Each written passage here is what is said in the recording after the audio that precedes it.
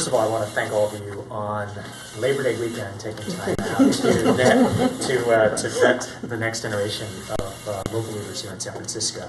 I also want to thank you for your support of me in the past, as well as, frankly, for carrying the torch of progressive activism since the Howard Dean days. I think a number of you probably know that when I ran 4 years ago, it was after having served San Francisco as a civil rights attorney, as someone who had run a small business, as a former criminal prosecutor, and as a neighborhood activist. And when I ran 4 years ago, I wanted to be part of progressive leadership that could bring people together to actually develop and deliver results. And I'm running on a record 4 years later, I think, of having done exactly that. I've passed legislation in every area of government in helping to make San Francisco city government more transparent with legislation that beefed up requirements for lobbyists and ethics rules, making sure that we're using information technology to hold city departments more accountable. I've been fighting for our neighborhoods, whether it be fighting Ellis Act evictions in my district, whether it be fighting for transit as one of the few supervisors that does not have a car, whether it be fighting for more playgrounds, for seismically retrofitting fire stations and police stations. I've also, as I think some of you know, have had as a top priority really pushing for more jobs, particularly with regards to small businesses and really championing that.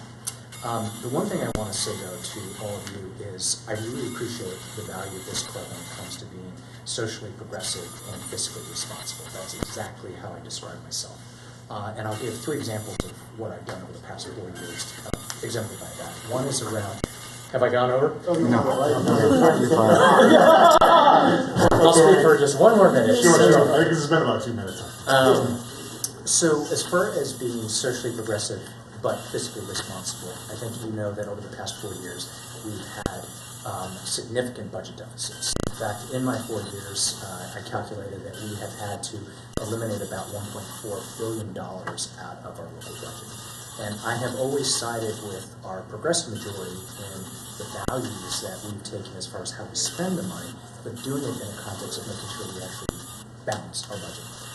In my first year, I also, though, asked the city of San Francisco and asked all of you to support a charter amendment which reformed our budget process, which for the first time required 2-year budgeting, 5-year financial forecasting, which this year has finally seen the fruits of helping to reduce our deficit with larger cash reserves.